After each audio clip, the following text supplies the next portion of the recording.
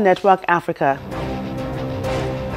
Jailed Ethiopian opposition leader Merera Gudina regains freedom after more than a year in detention. South Africa's Cape Town battles water shortage as the city faces the worst drought in centuries.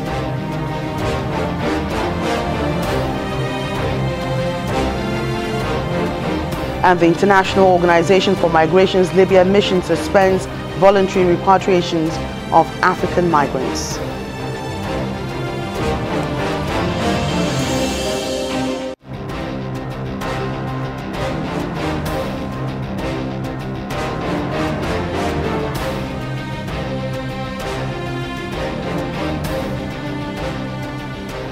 Hello and welcome to the program. I'm Joke Rogers. We begin in Ethiopia, where a prominent opposition leader, Merera Gudina, has been released from detention after more than a year away. Gudina, who leads the Oromo Federalist Congress, has been in prison since December 2016, facing multiple charges, including links with terrorist groups.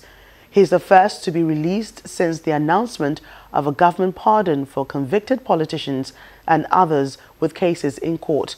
This comes after more than 2 years of anti-government protests, with demonstrators calling for political and economic reforms. At least 1,400 migrants have been rescued off the coast of Libya from their overcrowded boats in the Mediterranean.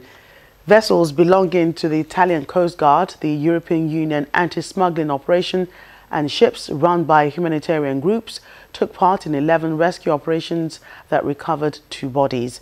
Officials, however, say it's unusual to see so many rescued on a single day during the winter when the seas tend to be rough. The International Organization for Migration estimates that more than 20,000 people have died attempting to cross into Italy in the past 4 years, making it the deadliest border for migrants in the world. In the meantime, the IOM assisted repatriations of African migrants from Libya will be put on hold following deadly clashes between armed groups that saw the closure of Mitiga Airport. A chartered flight scheduled for today from Tripoli was cancelled after 20 people were killed and several aircraft damaged.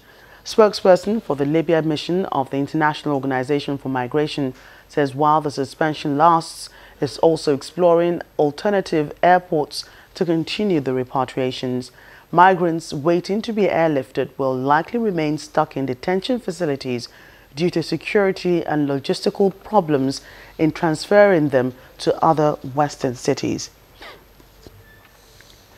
Now elsewhere, South Africa's Cape Town has been gripped by a catastrophic water shortage. Government officials say that unless the city adopts widespread rationing, there will be no more water to deliver. The Water Corporation says one of the world's iconic tourist destinations could run out of water by April, as the city's worst drought in a century has forced residents to join queues for emergency rations. It could make Cape Town the first major city in the world to run out of water. South Africa's Cape Town, one of the world's iconic tourist destinations, could run out of water by April, as possible drought is already forcing residents to join queues for emergency rations.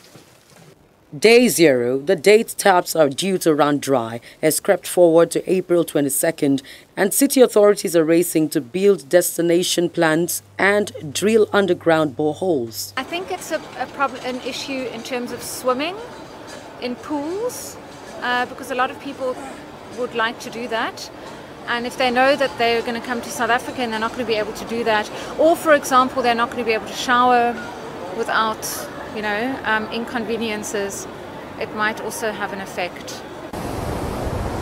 According to the World Travel and Tourism Council, almost 2 million tourists flock to Cape Town every year. Travel and tourism account for an estimated 9%, that is 412 billion rand, equivalent to $33 billion of South Africa's economic output last year. When we look at day zero, why are we looking at day zero? Are there no other alternatives other than to close up my hotel or switch off all the taps? There are alternatives, and there are countries in this world that have proven there are ways to deal with drought and with desert regions. One has to look at the Middle East and see what Israel did to a desert there in respect of desalination. And I know India are also doing a lot of good work with desalination. People queue to fill up their water bottles at a maximum of 25 liters of water per person per day at a trial water collection site similar to an estimated 200 the city may introduce. Cape Town's mayoral committee member for water, Johnson-Sirleaf, says the dire situation is being worsened by some people ignoring to push for residents and visitors to use no more than 87 liters of water per person per day. Cape Town city officials say dam levels dipped below. Staying in South Africa, the African National Congress Regional Deputy Secretary Dan Bovu is due to appear in court after being charged with fraud and theft. This is in relation to a case in 2009 when he was a member of the Thembelile Trust. According to the party statement, a member of the public allegedly paid money into the trust account and expected the trust to build him a house. The ANC's Jolly D. Matongo says the case has resurfaced because Johannesburg Mayor Herman Mashaba and the Democratic Alliance Coalition are pushing for Mr. Bovu to be prosecuted. The party also warns it will spare no member found guilty of fraud or corruption charges.